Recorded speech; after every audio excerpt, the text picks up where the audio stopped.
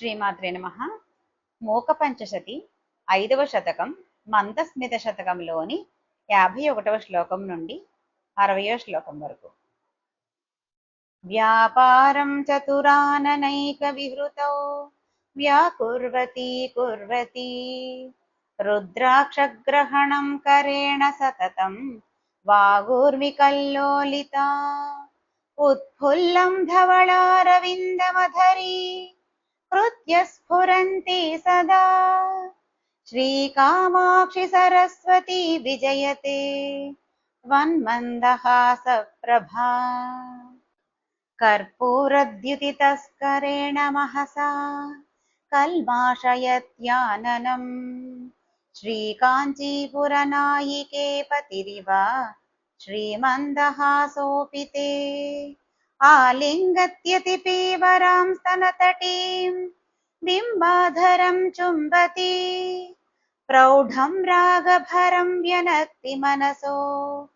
ధైర్యం ధునీతేతరాం వైషద్యేన చ విశ్వతాపహరణా క్రీడాపటీయస్తయా పాండిత్యేన పచేలిమేన జగతాం నేత్రోత్సవోత్పాదనే కామాక్షి స్మితకందలైస్తవ తులాం ఆరోఢుముద్యోగిని జ్యోత్స్నాసౌ జలరాశిపోషణతయా దూష్యాం ప్రపన్నా దశాం లావణ్యాంబుజినీ మృణాలవలయైః శృంగారగంధద్విపా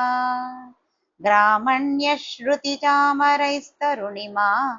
స్వారాజ్యబీజాంకురైః ఆనందామృతసింధువీచిపృషతైః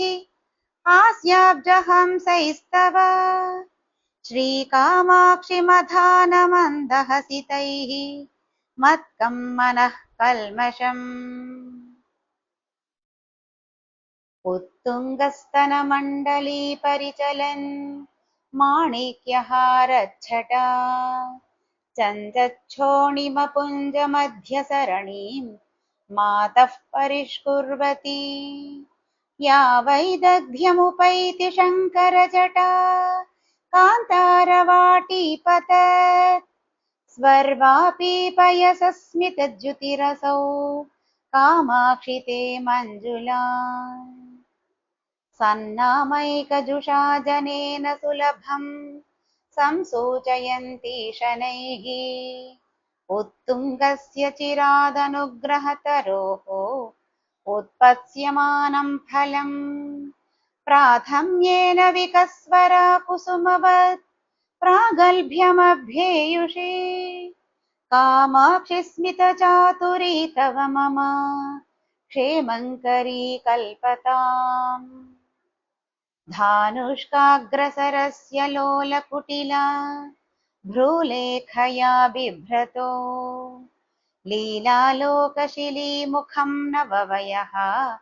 साम्राज्यलक्ष्मीपुषः जेतुं मन्मथमर्दिनं जननि ते मन्दस्मितप्रक्रमो वल्गुर्विभ्रमभ्रूभृतो वितनुते सेनापतिप्रक्रियाम् यन्नाकम्पतकालकूटकबली कारे चुचुम्बेन यत् ग्लान्या चक्षुषिरूषितानलशिखे रुद्रस्य तत्तादृशम् चेतो यत्प्रसभं स्मरज्वरशिखी ज्वालेन लेलिह्यते तत्कामाक्षि तव स्मितांशुकणिका हेलाभवं प्राभवम् संभिन्नेव सुपर्वलोकतटिनी वीचीचयैर्यामुनैः सम्मिश्रेव शशाङ्कदीप्तिलहरी नीलैर्महानीरदैः कामाक्षि स्फुरिता तव स्मितरुचिः कालाञ्जनस्पर्धिना कालिम्नाकचरोचिषां व्यतिकरे काञ्चिद्दशामश्नुते जानीमो जगदीश्वर प्रणयिनी त्वन्मन्दहासप्रभाम् श्रीकामाक्षि कुमुद्वतीमभिनवा मे शायतः सर्वदा आस्येन्दोरवलोकने पशुपतेः अभ्येति सम्फुल्लताम् तन्द्रालुस्तदभाव एव तनुते तद्वै परीत्यक्रमम्